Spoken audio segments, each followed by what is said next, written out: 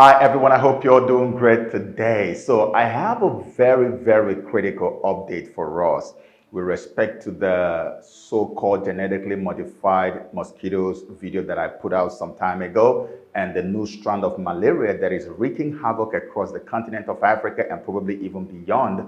So I have an update, and this update is going to really make you happy.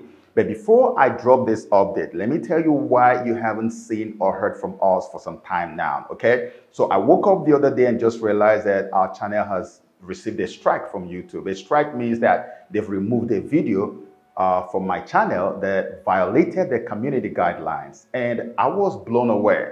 I went to the report that announced that strike and checked what video they removed. It was a video I did probably about a year ago. Because I've been doing well. I've been a good boy on YouTube. I've been doing very well. I don't violate the community guidelines. I try to respect myself because I don't own YouTube. So, I mean, like I always say, if you go to Rome, you do like the Romans. So I try to do the right thing. But why would YouTube go all the way back to a video that is probably about a year old or more and then remove it and apply a strike to my channel? I mean, when they apply a strike to your channel after removing one video, it simply means you cannot upload another video for 1 whole week. Okay, and if you come back after 1 week and then they remove another video, it means you have a second strike, and that means you can't upload any video for 2 weeks. And then if you come back and they remove another video, it means that you have a third strike, and that means your channel is gone. They will take it down. You will lose the channel forever, lose every subscriber, lose every single thing. So by virtue of this funny strike that was applied to my channel, I was basically 2 steps away from losing the channel, and that blew my mind away. I was like, why? So I looked at the video. I said, let me rewatch this video again and see if there was any way we actually violated YouTube community guidelines. And I didn't see anything. The only thing I know is that based on the way the video is, there was not going to be monetization based on what I have read about YouTube. And I intentionally put the video out there knowing I wasn't going to be making any money from it. But I knew that people needed to have this information. I've always told us this. My channel is not basically to make money from YouTube. If the money comes, thank God. We pay salaries, okay? And that's a good thing. But I am more interested and more passionate about giving you the truth, giving you the real information that you need for your everyday to-day life than I am about making money off of YouTube. So I knew that the video was not going to make me any money. So I put it out there. And last year, surprisingly, YouTube removed the part 2 of that video or so. One of the parts, either part 2 or part 1, and left the other part. And that remaining part is what they removed now. And so I quickly appealed. So after I made an appeal, surprise, YouTube got back to me about 24 hours later and said, oh, Joseph, we just looked at your appeal and we've taken another look at the video. We don't think it violated our community guidelines. So we've reinstated the video, and your strike, the strike we applied to your channel, has been removed. You can imagine my surprise. I was blown away. I'm like, wow, YouTube? You know, because I've never had a rosy relationship, a beautiful relationship with YouTube. But I mean, this is a beautiful thing that YouTube did. That was super professional. And when somebody does something good, you have to actually praise them for doing it. So I really commend YouTube for doing that. But the question we have to ask is this: what happened? Why did they remove it in the first place? I found out why.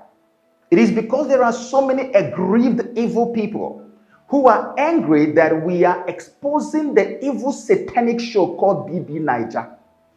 And the fact that this show is also connected to the testimony about Freemasons that I posted on this channel. So these people got angry and they started reporting us to YouTube. So when they report, because YouTube sometimes use robots to actually access and receive all this information. The robot just acts immediately without checking. That's why sometimes you request, when you make an appeal, a human or a human being will now be allowed to go and take a look at that thing and see if it actually merits the action that has been taken by YouTube. And that's what happened in our case. But these evil people are angry. You can imagine the number of views our video on BB Niger has gathered on Facebook. You can imagine, even though they try to destroy the views on YouTube, look at Facebook, how many views we have got. Too many people have now woken up. Too many families have now risen up, and they are turning off that satanic show from their homes, refusing to allow this evil enter into their homes. And this thing is making them mad. I promise them that as long as I live, as long as that show continues to go on air, I will continue to throw them and expose the evil that they are churning into our homes. BB Niger is outrightly, utterly satanic and profane. It should not be going out there. We have a Nigerian government that often goes to Lagos, harass radio stations that play a lot of Christian music. They go to harass them and threaten to shut them down. They say, you're playing too much Christian music.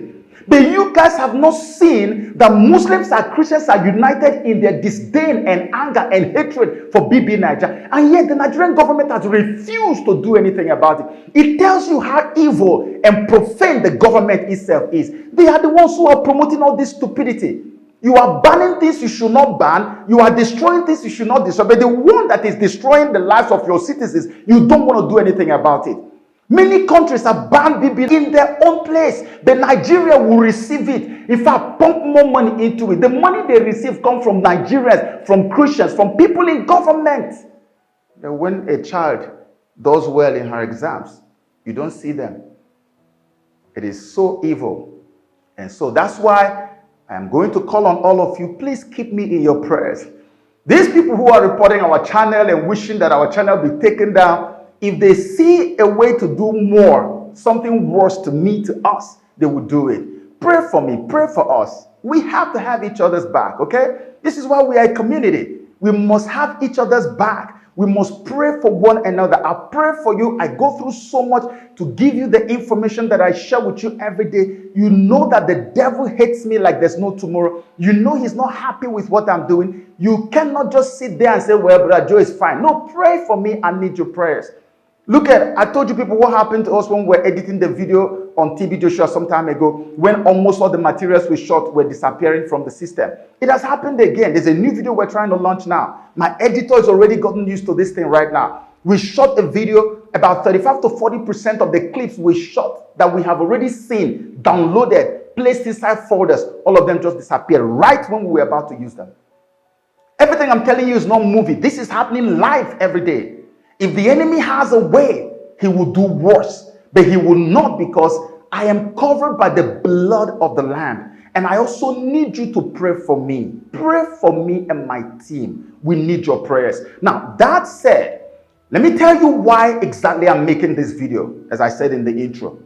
You see, after launching that video on genetically modified mosquitoes, I told you I was going to do a little bit more research. But even before I come up with the so-called research that I'm doing, something very dramatic happened.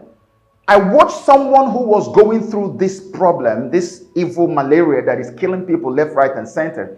And I witnessed this person take bitter cola. You all know bitter cola, right? Even if you're not Nigerian, you know, you must have heard about the Nigerian bitter cola. And this person started taking bitter cola. And this bitter cola actually worked and saved this life. Now, I'm not giving this as an expert advice because I'm not a medical doctor. And I'm not telling you that, oh, once you take it, it's going to work for you. I don't even know if it's going to work for everybody.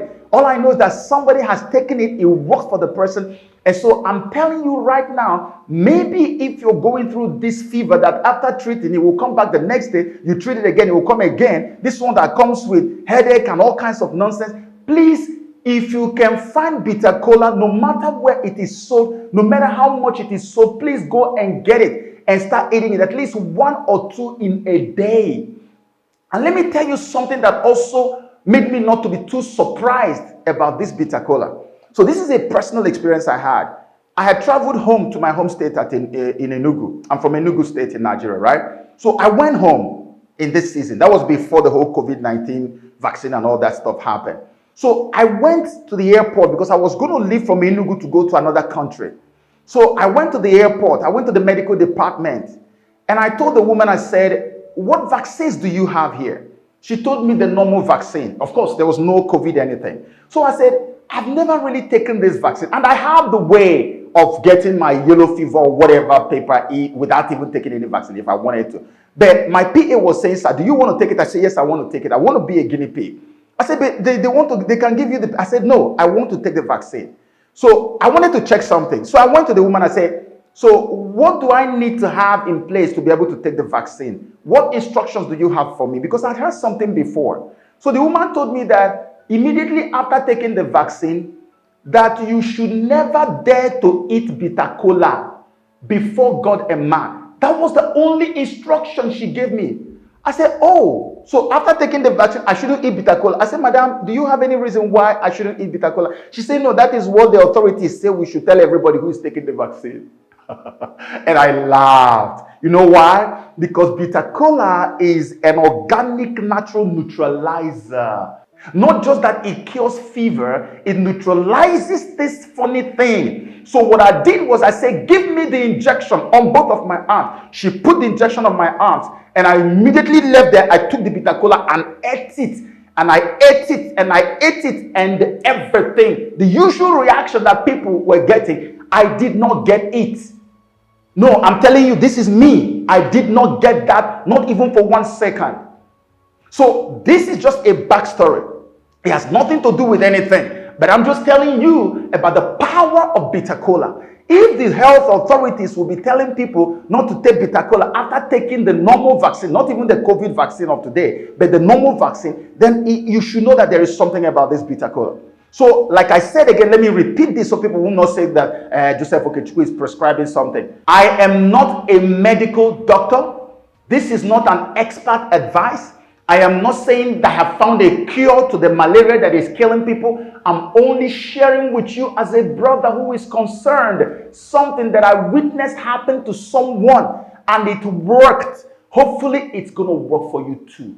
And if it works for you, please be kind to come to the comment section under this video, whether it's on YouTube or Facebook, and drop a note and say, please, I use this thing and this is what happened to me. And again, even if it is not bitter kola, if you're a medical doctor, if you're a lay person, if you're a native doctor, whatever you think you are, and you think you have found a very potent cure for this thing that is killing our people, please find your way to the comment section of this particular video on YouTube or on Facebook and drop an information. Be sure not to drop an information that you have not tested and proven. If it is tested and proven, if it has helped somebody, please drop the information. Somebody who is at the verge of death might be needing the information that you share. That's why I keep telling us we are a community that must look out for one another. Like I said in the previous video, there is so much death in the air. We are actually in trouble.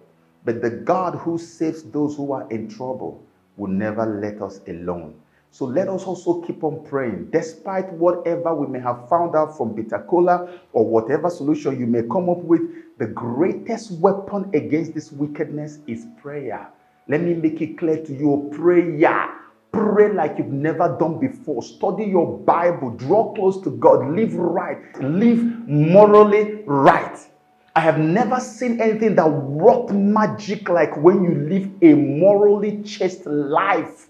I've never in my life. It's a covenant living. When you enter into a covenant with God, God takes it upon himself. It's a duty he must perform, that he must protect you, he must keep you alive, he must shield you from every attack of the enemy. And don't forget, when I see the blood, I will pass over you. Please don't forget this. I love you with all my heart, and we're going to keep on updating one another as time goes on, so that by all means possible, we will save as many as possible. God bless you.